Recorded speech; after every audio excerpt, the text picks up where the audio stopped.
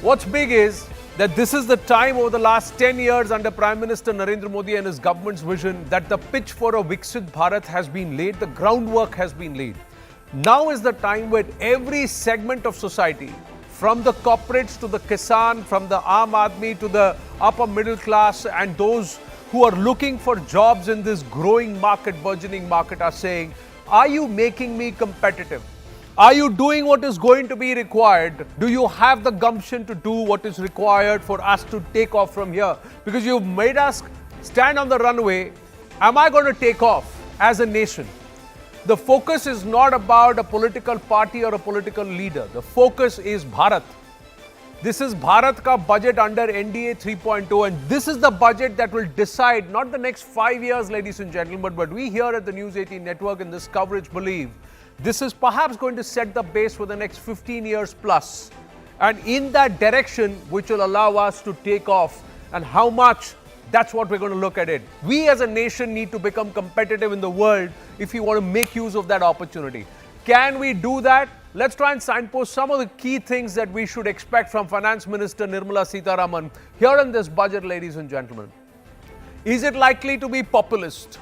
Will the Prime Minister bite the personal tax bullet?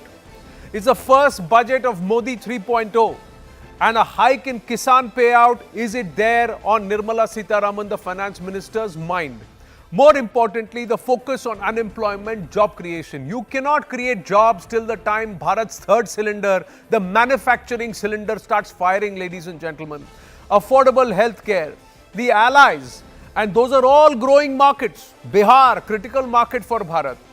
Andhra Pradesh, critical market. Odisha, critical market. But there is no special status on the card. So how is the budget going to compensate these NDA allies whose support is critical for the success of this plan which is in this budget?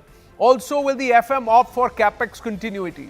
Will the IMF, which has raised the GDP forecast to 7% for FY25, but by our own standards and by what we want to achieve, is 7% enough? Irrespective of what is happening across the world, is 7% enough for us?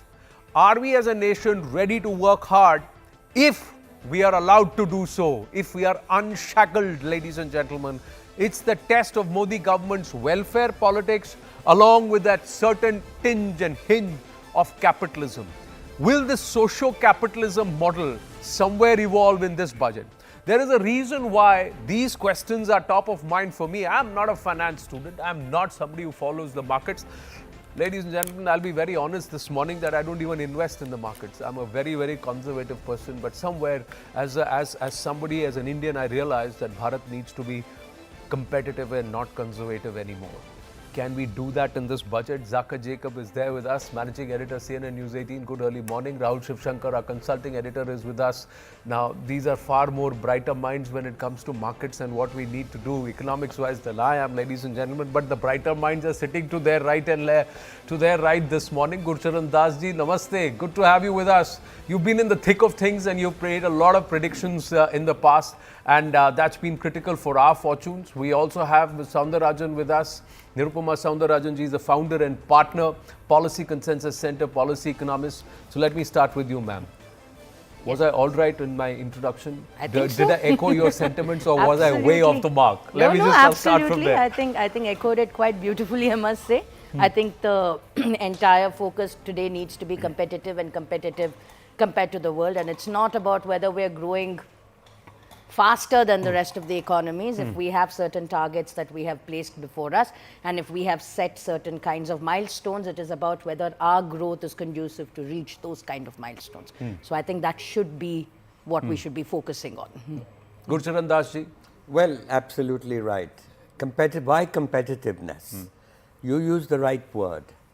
Competitiveness, because we have not ever really been an external looking economy. We think we are big. We are not.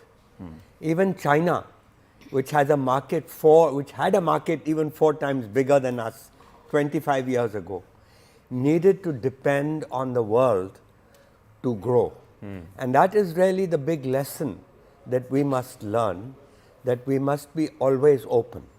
And this is a historical legacy, by the way.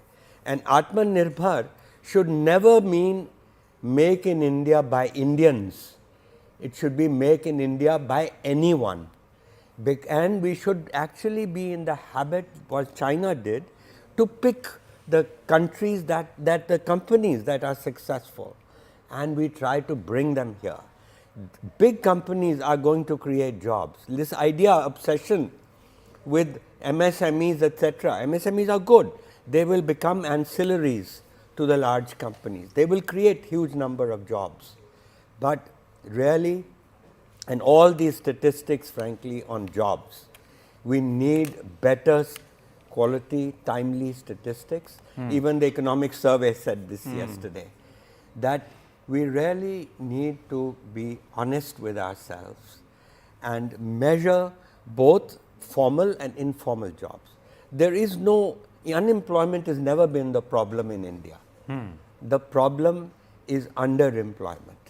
You see, we need to differentiate between the 80% informal economy and 20% formal economy. We'll talk at length on that. Zaka and Rahul have not yet spoken, so I'll throw it open to them and leave it to them once we say good morning to KV Subramaniam, Executive Director, IMF, and former CA is also with us. KVS, good morning. Namaskaram. Let me ask you, what are your thoughts and expectations as you lead this conversation forward along with Zaka and Rahul? Very good morning to all viewers. I was inclined to say, good evening because it's late night here in Washington, D.C. I'm looking forward to a very long night for me, but with a lot of excitement, hoping that the first budget of the new government brings new ideas into the budget making process, and at the same time continuation of some of the key ideas that have been part of previous budgets. I think the emphasis on capital expenditure that started with the post-COVID budget is a very important aspect because the possibility of crowding in of private investment, which seems to be already happening. I was just looking at the economic survey data. If you look at the corporate capex, and this is highlighted in the economic survey, from about 5 lakh crore in 2019, it has gone up to close to 9 lakh crore. So clearly this is happening. But at the same time, I think some of the aspects that have been highlighted in the economic survey, especially on ease of doing business, is something that is very critical across many I think generations. Economists have continued to say that the government needs to reduce some of its involvement and thereby free up the private sector, and I think that is something that is very important. I'm hoping that we'll see some of that and possibly also rationalization of taxes. But I think because if you look at the ease of doing business, one of the key elements of ease of doing business is the way the citizens and our corporates interact with the tax authorities, and that's where I think a very critical amount of work is required. I'm hoping to see some of that as well. Long night for you, like you said, KVS, and I hope you've got your stock of caffeine. As long as there are no long knives, that's okay. Long knives is what we So hope Rahul don't and come Zaka, out now at the end of this. But, I think you made a good point. Of course, we need to be competitive, but also comprehensively inclusive. What we've seen over the last few years, Zaka, is that there has been unequal growth, and that has also cost the government politically. And that's where we really need to be focusing, and you can do it. Either you take the Gurcharan Das model, which is, open your market, deregulate, bring in the big companies, make the environment conducive for them to actually set up shop here. And I have seen the numbers in the survey, and it does suggest that, look, there has been a modicum of increase in private investment, but it hasn't come in, it hasn't crowded in, so to speak, to create those jobs. Inject more into the welfare basket. You need to spend a little bit more. I was very surprised that the interim budget did not have any sort of giveaways. We saw that in 2019. There was a giveaway. Perhaps that helped the government when it came to, the Samman Nidhi scheme. Yeah. That didn't quite happen. Again, as I'm saying, consumption is low, and consumption is low across the board. Yes, there are spikes, and the economic survey is very well dressed up. So it'll show that, look, a large number of, residential units have been sold, and therefore there is certain amount of demand picking up in the economy. But there's a constant reference which worries me. And I don't know what KV Subramaniam has to say about this, but it really worries me because we kind of suggest that we are back to or we are surpassing the pre-COVID level, as if that by itself, is an achievement. That's only a benchmark, because the pre-COVID levels were not very flattering to the Indian economic story. We were already falling behind. So breaching that mark is a sign that perhaps now we've got our act together and we are in that phase where we can actually take off. But it's no longer enough to say that, oh, we breached pre-COVID levels. My last point before I hand it over to you, lifting out of poverty. It's been a K-shaped recovery. I know KV Subramaniam has been on some shows that I've sort of anchored where he's talked about V-shape, but I fundamentally believe this has been a K-shaped recovery where the bottom has actually got left behind and the top has actually moved forward. The economic survey also says that, look, as far as profits are concerned, companies have done very well, but their employees, for example, haven't benefited. Hint, hint. Maybe you don't have the money to invest in the market, my dear friend. You're not just conservative, but yes, Zaka. No, I think, look, I want to lay out the big picture. This is Ms. Nirmala Sitharaman's 7th consecutive budget, which in itself is a record, I'm told. So it is pretty significant that you've had a woman finance minister presenting 7 straight budgets. But this one is going to be unlike any other because of the political context in which it comes. This is the first budget in the last 10 years of the Modi government where they're dependent on allies. So there is a straight up sort of disclosure that you have to put up front, that you have to give the allies what they want. Now, I don't want to get into, all of these skyscraper figures that have been put out there. Mr. Naidu wants 1 lakh crores, Nitish Kumar wants 40,000 crores. The central government is very clear, no question of any special status for any states, but special package. Ultimately, what does it mean? What does it boil down to? It boils down to moolah. It boils down to show me the money. And there is a limited corpus, or there's a limited set of resources with which she has to work. So let's look at the big headline, and I think the economic survey sort of lays it out, 6.5% to 7%. I believe it's a conservative estimate. I spoke to Dr. Anant Nageshwaran yesterday, the CEA, KVS's successor, and he too agrees that it is a conservative estimate, because if you look at all the other agencies, IMF, RBI, all the private agencies, Moody's, Fitch, etc., everyone is saying it's going to be 7% plus. So I suspect we will end up with 7% plus, which is pretty commendable. You look at the world around you. I mean, China's growing at under 4%. The US is growing at 2 to 3%. So my point is, yes, 7% growth is commendable, no doubt about it. But what is the quality of growth? And I think this is where the jobs question comes into the picture. And Rahul, I think, mentioned that. The survey says India needs to be generating 78.5 lakh jobs every single year.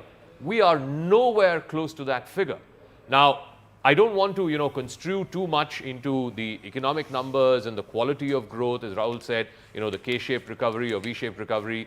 But I think there is a message from Mandate 2024, certainly from the heartland, certainly from some of the most impoverished districts in the country.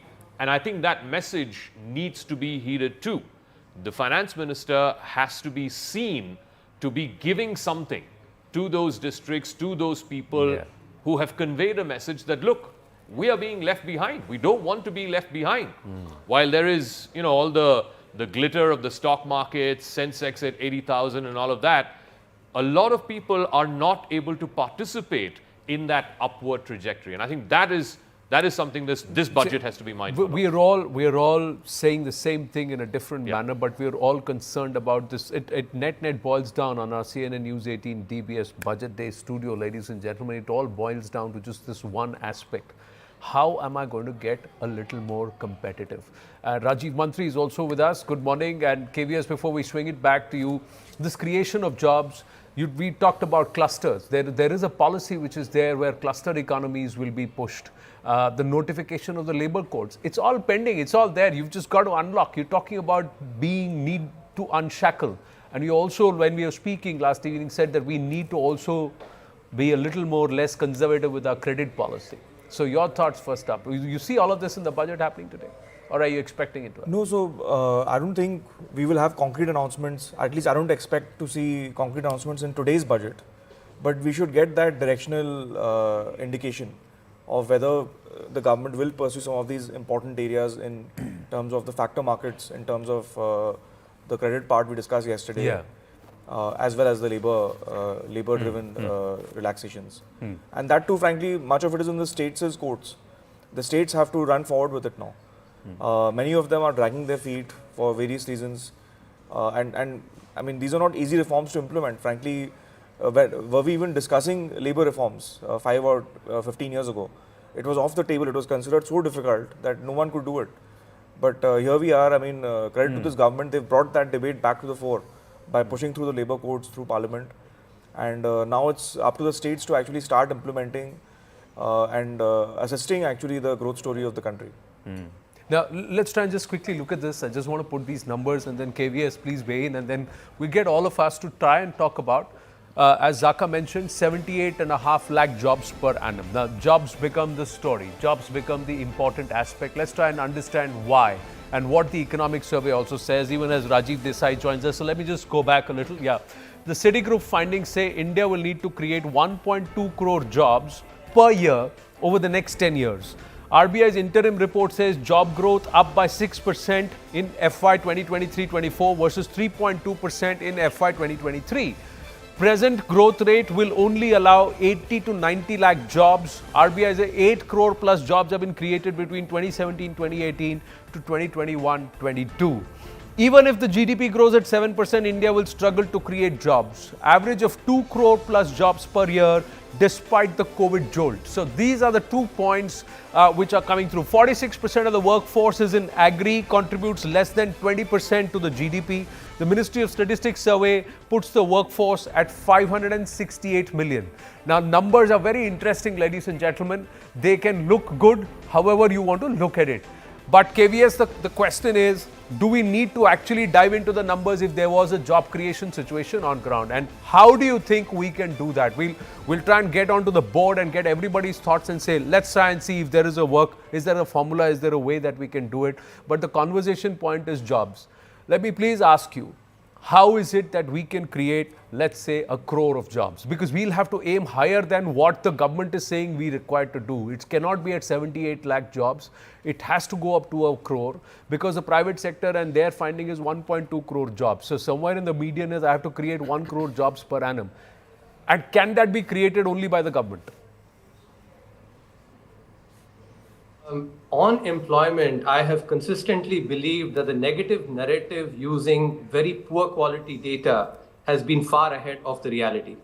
And the fact is, whether it's a Citigroup report or many of the private sector, they all use the CMI data, which has been of poor quality. I've written about this. Their survey methodology is suspect. I've also talked about how, when as a researcher, their financial data was poor quality, and then through various interactions, highlighting to them, that's how, we improved the quality. For instance, actually, just to give a specific example, when I used to do research on this, if you pulled out financial data from CMI 10 years back on a particular day versus, let's say, 2 weeks later, the data would be very different.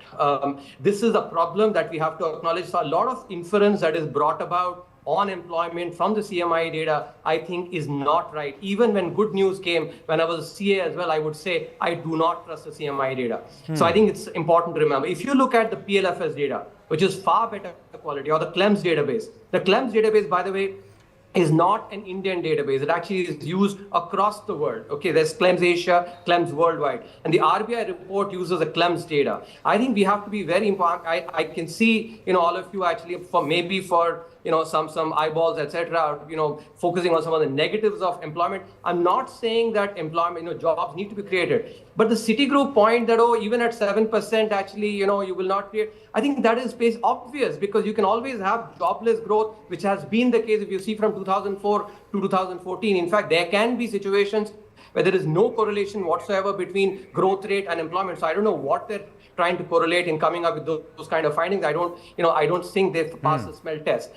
The important point actually from the perspective of creating employment is that manufacturing, growth is extremely critical. I've said that consistently all the time because, for our demographic, actually, for the demographic dividend to indeed be a dividend, manufacturing sector growth is important because they provide high quality jobs, which actually, with high wages as well. And if we go back to Milton Friedman, permanent income hypothesis, consumption goes up when expected permanent income goes up, which is what jobs do. So manufacturing is really critical. If you look at some of the data that we've seen in the economic survey, I think there is some good news there, but there's a lot more that needs to happen. So bottom line, I actually will state once again, I think the positives on the employment have not been highlighted enough. The negative narrative coming But from Mr. very Subramaniam, let me ask you this. This is Rahul here. Yes, fair enough. You might quibble with the database, but fundamentally, and let's look at the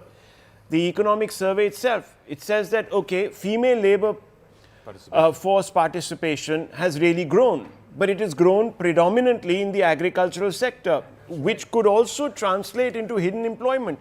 That means a large number of women are actually working, and we know from experience that women are usually underpaid or sometimes not paid at all. So while that could figuratively go up as a statistic, the quality isn't there. And you yourself have said that we're not creating enough manufacturing jobs. So obviously the quality of the job is what we are looking at. And perhaps skilling is a real problem. Can I just add Skilling one is a point, real problem. Zaka here? I think Gurcharan Das mentioned, about the unemployment problem. I think we have an unemployability problem. The survey itself says, forget about, the CMI data or the PLFS data. The survey yesterday says 1 out of 2 Indian graduates does not have the requisite employability skills. So it's that is skills the and real not worry. jobs. Yeah, Or it's it's jobs a lack and of jobs skills. and a lack of good people to fill those jobs. That is a double whammy. Okay, I KVS just and then